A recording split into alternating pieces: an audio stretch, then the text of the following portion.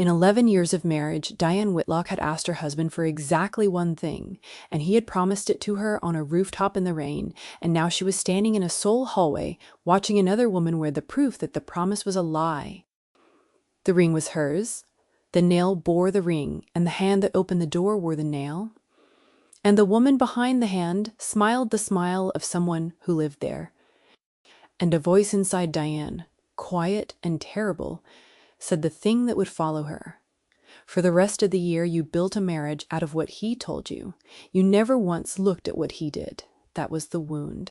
That was the whole of it, delivered in 14 words by nobody but herself, in a corridor that smelled of sesame and rain. By the way, wherever in the world you're watching from right now, let me know in the comments. I love seeing how far these stories reach. Okay, where were we? She was in Seoul. She had flown 13 hours to surprise a man who did not want surprising, and the woman in the doorway was wearing Diane's grandmother's ring, and Diane had not yet decided whether to scream or to say something polite.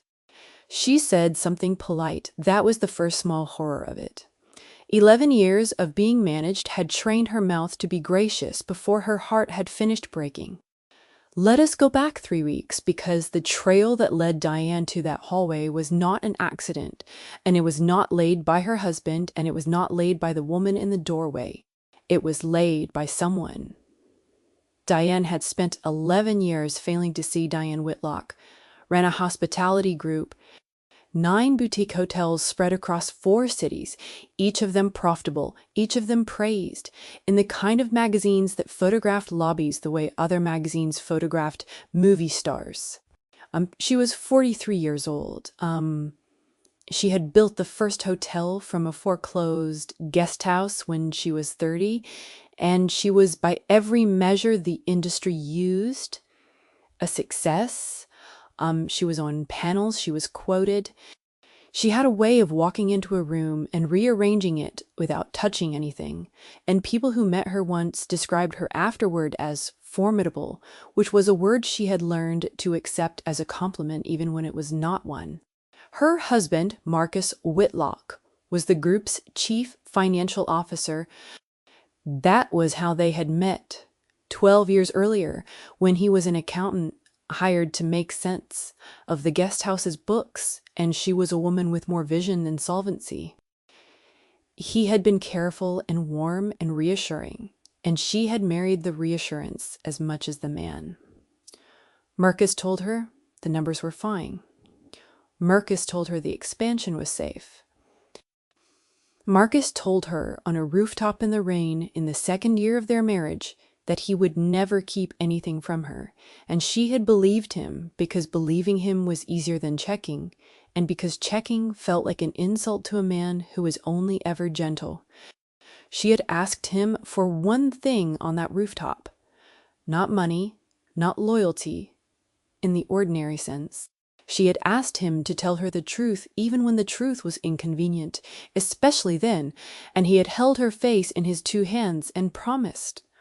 That was the one thing, that was the promise now being worn on another woman's finger. But this is not, in the end, a story about Marcus. Marcus was a symptom. The story is about the person who ran the office that ran the hotels, the person who paid absolute attention while everyone else performed, and her name was Priya Anand, and Diane had been calling her the assistant for 6 years. Priya was 34.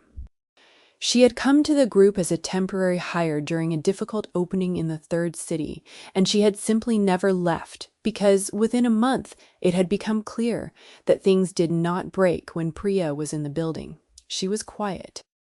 She was precise. She wore the same 3 cardigans in rotation, and she remembered the name of every housekeeper's child, and she noticed, always, the things that were slightly wrong before they became disasters. She was the person who caught the double-booked ballroom, the payroll error, the supplier whose invoices had crept up 11% over 18 months without anyone approving it. She caught things. That was her gift. She paid attention And she did not decide in advance what deserved her attention, which meant she saw what people who had already decided always missed. Diane had never once asked Priya to sit down. In 6 years, she had asked her to fetch, to arrange, to fix, to hold the room, and hold the calendar and hold the piece. And she had never asked her to sit down and say what she saw. Priya saw everything. That was the thing Diane would spend the rest of the year learning to be sorry for. 3 weeks before Seoul, on a Tuesday, Priya left. She did not storm out. She did not leave a note taped to a screen or an email. In all capitals, she left one sheet of paper, printed and folded once, on the exact center of Diane's desk, weighted down by the brass letter opener Diane never used. The sheet said, in Priya's plain hand, 7 words. Look at what he does with attention. Below the 7 words was a date. The date was 3 weeks away. Below the date was a single line of numbers that Diane took at first to be a phone number, and dismissed and did not call. Diane's first reaction was irritation. This is the confession she would make later to the only person who had earned the right to hear it. Her first reaction to Priya's disappearance was irritation, because the calendar for the quarter was complicated and there was a licensing dispute in the 2nd city and a soft opening in the 4th, and now she would have to find someone to manage the details while she managed the vision. She thought the word replaceable, and she thought it without shame, and that is the measure of who Diane Whitlock was. 3 weeks before the hallway in Seoul, she misread the note. She read it as a resignation with a flourish. Look at what he does with attention.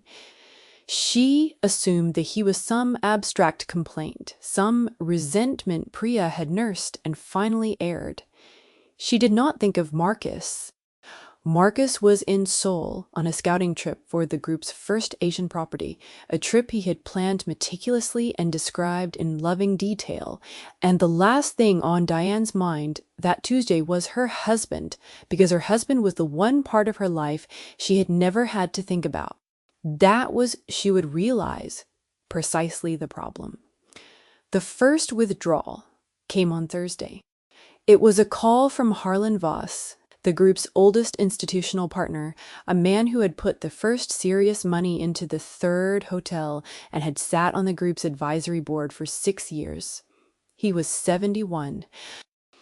He spoke slowly, and he never wasted a word, and when he called Diane's direct line himself, instead of routing through the office, she knew before he spoke that something had shifted. He told her he was pulling his commitment from the Seoul project. She asked why. She kept her voice level, the formidable voice, the one that rearranged rooms. Harlan was quiet for a moment. Then he said, I always trusted the numbers your office sent me. I trusted them because a young woman used to call me and walk me through them, line by line, and never once did a line surprise me later. She stopped calling 3 weeks ago, and when I asked my own people to walk the last statement, they found something I did not like. He paused. You should find out who was actually protecting your name. Diane. Because it was not you. He hung up before she could rearrange anything. Diane sat with the phone in her hand and felt, for the first time in years, a cold thing move through her chest. 3 weeks. Priya had left 3 weeks ago. Harlan had stopped receiving his calls 3 weeks ago. She looked at the folded sheet of paper, still on the center of her desk, and she read the 7 words again. Look at what he does with attention. And she understood dimly that she had misfiled the word he. The second withdrawal came Friday. A supplier the group had used for 8 years, a linens and hospitality goods firm, sent a terse legal notice terminating their contract, citing a dispute over invoices that Diane had never heard of. The third came Monday. A bank relationship manager requesting an urgent meeting about irregularities in an account Diane did not recognize by number. By the following Wednesday, 4 separate pillars of her business had either pulled back or asked hard questions, and every single one of them, when she traced it, dated its unease to the same 3-week mark. To the Tuesday, Priya left. To the day, the attention stopped. Diane did not sleep that Wednesday night. She got up at 3 in the morning and she went to the office alone and she sat in Priya's chair, which no one had touched, and she looked at Priya's desk, which was bare except for one thing. A small ceramic dish, the kind you drop keys into, and in the dish a single hotel key card from the third hotel, the very first one Priya had ever been issued, kept for 6 years like a relic. Diane picked it up and turned it over and saw that Priya had written something on the back in fine marker, so small she had to hold it to the light. It said, in 3 words, "Attention is love." Diane put the card down, and she did the thing she had not done in 11 years. She opened the books herself, not the summaries Marcus prepared, not the polished statements the office produced, the raw ledgers, the actual movement of actual money, and she sat in a quiet chair belonging to a woman she had called the assistant for 6 years, and she began, at 43, to look. It took her until dawn to understand that she did not understand it, and that the not understanding was itself the discovery. There were transfers she could not explain. There was a vendor account opened 4 years earlier that had received a slow, patient stream of payments for consulting services that did not appear to have been performed. The account signatory was masked behind a shell, but the approvals, every one of them, carried the same digital authorization. Marcus Whitlock, her husband, her CFO, the gentleman who told her the numbers were fine. She did not scream. That was not her way, and it would not have helped. She sat very still as the office windows went from black to gray to a thin, cold blue, and she thought about the rooftop and the rain and the promise, and she thought about 11 years of not checking, and she understood that a marriage built entirely on what a person tells you is not a marriage at all. It is a performance with an audience of one. Then she looked again at the line of numbers below the date on Priya's note. The numbers she had dismissed as a phone number. She counted them. There were too many for a phone number.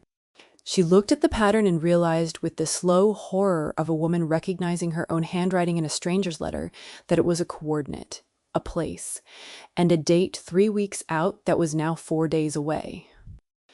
Priya had not left a resignation. Priya had left a trail. Days earlier, Diane would have called this paranoia.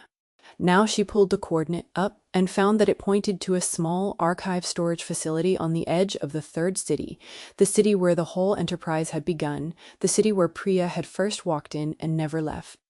And Diane understood that the trail was not going to be a phone call or an email. It was going to be walked on Priya's terms, in Priya's sequence. And that she, Diane, who had spent 6 years never asking Priya to sit down, was now going to have to follow a woman she had overlooked through the ruins of her own inattention.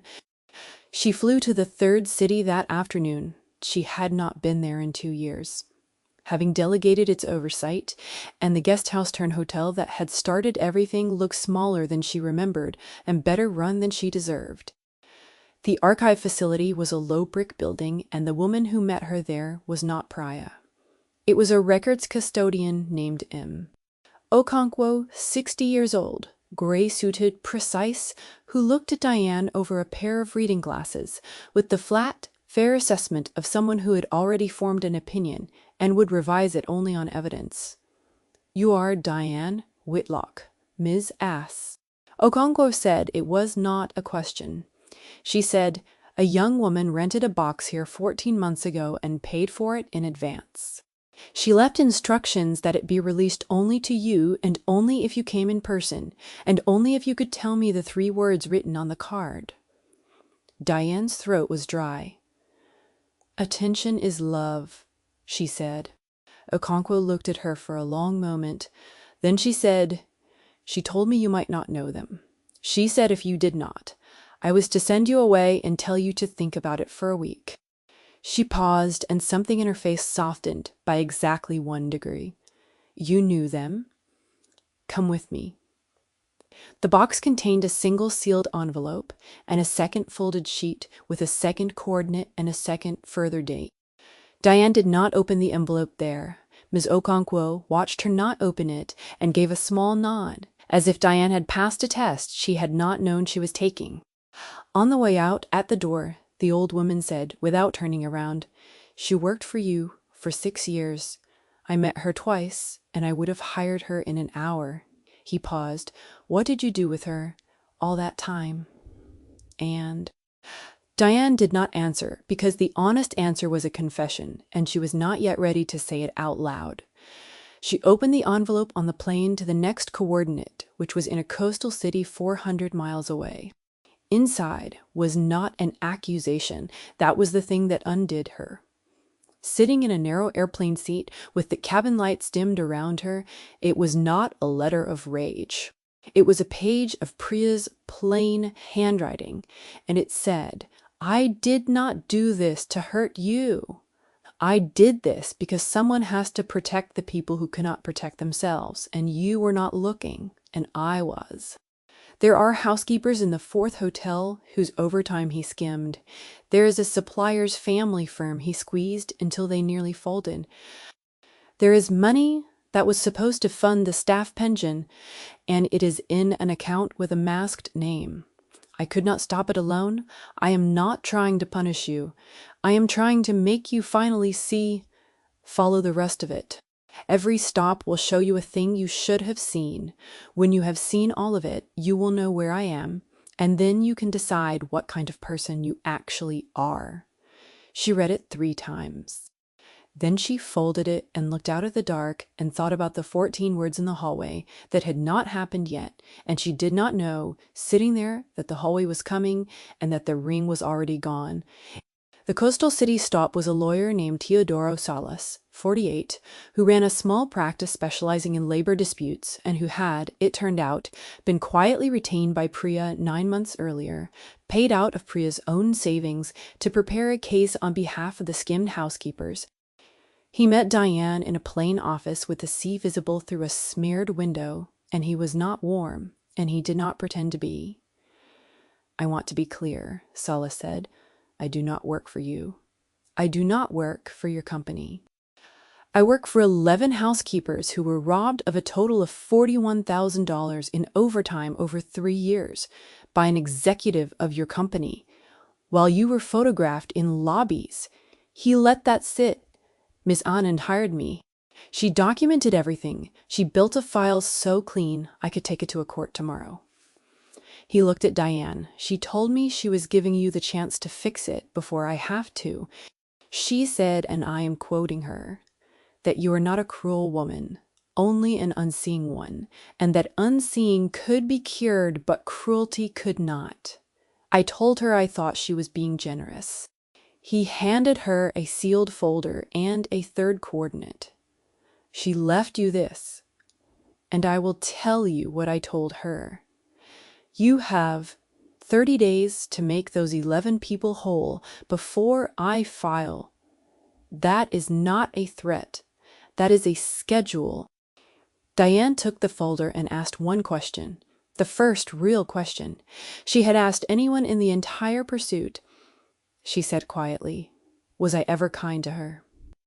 Salas looked at her with something that was not pity and not contempt, but sat judiciously between them. "You paid her a fair wage," he said. "You never once asked her to stay late without notice."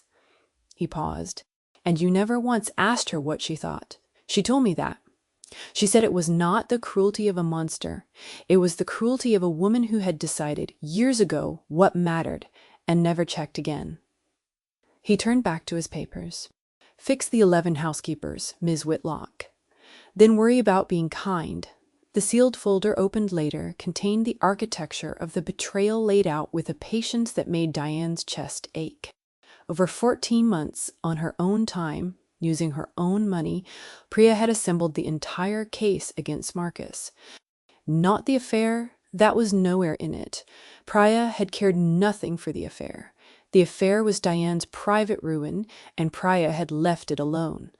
What Priya had built was the theft, the skimmed overtime. The phantom consulting account, which turned out to hold $260,000 diverted from the staff pension fund over 4 years, the squeezed supplier, all of it authorized under Marcus Whitlock's credentials, all of it invisible to a woman who trusted the numbers her husband handed her because looking felt like an insult to his gentleness. But there was a second name in the folder, and this was the thing that stopped Diane cold in a hotel room at midnight in the coastal city. The phantom account had a co-signatory, buried 3 layers down, whose authorizations appeared only on the largest transfers, the ones that moved pension money. And that name was not Marcus, it was Gerald Fenn. Gerald Fenn was Diane's operations director. He was 56. He had been with the group for 9 years, longer than almost anyone, a heavy-set, jovial, endlessly reliable man who called Diane boss with affection and remembered her birthday, and had 3 weeks earlier, on the very Tuesday Priya left, called Diane personally to say in a warm and concerned voice that Priya had seemed unhappy lately, and that he worried she might be planning to leave and cause trouble, and that Diane should not be alarmed if the young woman said wild things on her way out. Diane had thanked him for the warning. She had thought him kind. Now, reading the folder, she understood the call for what it was. Gerald had known Priya was closing in. Gerald had called to poison the well in advance, to frame anything Priya left behind as the wild things of a disgruntled assistant, so that when the trail surfaced, Diane would already have been told to disbelieve it. Marcus had authorized the theft, but Marcus was not clever enough to build a 4-year diversion and hide it 3 layers deep. Gerald had built it. Gerald had used Marcus, the gentle husband, the trusting CFO, as a signature and a shield. And Gerald had spent 9 years being the most reliable man in the building, precisely so that no one would ever look at him twice. Priya had looked. Priya always looked. That was the whole of her, and Diane had called it being the assistant. The 3rd coordinate was Seoul, and this is where the hallway comes back, because Diane had not been the only person flying to Seoul. Marcus was there on his scouting trip, and the woman in the doorway of the service department, the woman wearing Diane's grandmother's ring, was a partner in the affair Priya had deliberately left out of the folder, because Priya did not care about it and knew that Diane would need to find it herself. When Diane arrived at that apartment, having followed Priya's coordinate, expecting to find Priya, she found instead the private, personal ruin, the smaller and more human betrayal. And she stood in the hallway that smelled of sesame and rain and heard the 14 words in her own voice. You built a marriage out of what he told you. You never once looked at what he did. She did not scream. She looked at the ring on the stranger's hand, and she said, in a voice that surprised her with its steadiness, "That was my grandmother's." And then she turned and walked away, because the ring, she understood, was the least of what she had lost, and the least of what she had to recover. She found Priya an hour later in a quiet tea room across the city, exactly where the coordinate had truly pointed. Priya was sitting alone at a small table by a window, and she looked, Diane thought, rested. That was the strange thing. For 6 years, Diane had seen Priya only in motion, only solving, only holding. Now Priya was simply sitting, wearing one of her 3 cardigans, a cup of tea, going cool, in front of her. And she looked up when Diane came in without any surprise at all, because of course she had known Diane would come. She had built the entire path so that Diane would come, and she had known to the hour when Diane sat down across from her without being asked, which was, in 11 years, the first time she had ever sat with Priya as an equal. "You knew about Marcus," Diane said, "and you left it out." "That was yours to find," Priya said. "I do not decide in advance what matters to other people. I only decide what matters to me." She turned her cup, a quarter turn on its saucer. "The housekeepers mattered to me. The pension mattered to me. Your marriage was never my file." "Why the trail?" Diane asked. "Why not just come to me?" Priya looked at her for a long moment, and there was no cruelty in it, only the fair and level assessment Diane had now seen 3 times in 3 custodians, who had all, she realized, learned it from Priya. because if I had come to you, Priya said, you would have managed me. You would have thanked me and reassured me and handled it, and Gerald would have found out, and the file would have vanished, and the housekeepers would have gotten nothing. She paused. And because you needed to walk it, you needed to stand in front of people who owed you nothing and hear what they saw. You never listened to me. I thought you might listen to them. Diane absorbed this. Then she asked the question that mattered. What would you have done if I hadn't come, if I'd read the note as a resignation and thrown it away? Priya's answer was the coolest and most devastating thing anyone had said to her in the entire pursuit. I built 2 paths, she said. One if you came and one if you didn't. Solace files either way in 30 days. The regulators get the pension file either way in 40. The only thing that changed depending on you was whether you would be standing beside me when it happened or reading about it in a magazine that used to photograph your lobbies. She turned the cup again. You came. So now you get to choose to be useful. They worked over the next 4 days as equals, which meant Diane did far more listening than talking, which was itself a kind of re-education. Priya had already prepared the pension file for the labor regulators, structured so that Gerald could not quietly settle or bury it, because once a protected fund diversion crossed a regulatory desk, it became a matter of record that no internal maneuvering could recall. Solace was ready with the housekeepers. Diane's part, the part only she could play, was the money and the network, and here, for the first time, her formidable competence became a tool instead of a mask. She moved to make the 11 housekeepers whole immediately. $41,000 out of her own personal funds within 72 hours before any court required it, because Priya said, quietly, that people should not have to wait for a judge to be paid what was already theirs, and Diane heard it and did it. But Gerald did the thing they had not fully anticipated. When the pension file hit the regulators and he understood the shield had failed, he did not run. He moved laterally and inward. He called an emergency session of the advisory board, invoking a clause in the group's governance that allowed a director to petition for the temporary suspension of an executive under investigation, and he framed it around Diane. He argued, with 9 years of accumulated credibility, that the CFO's misconduct and the founder's negligence had put the group at risk, and that he, the reliable operations director, should be granted interim control while the mess was sorted.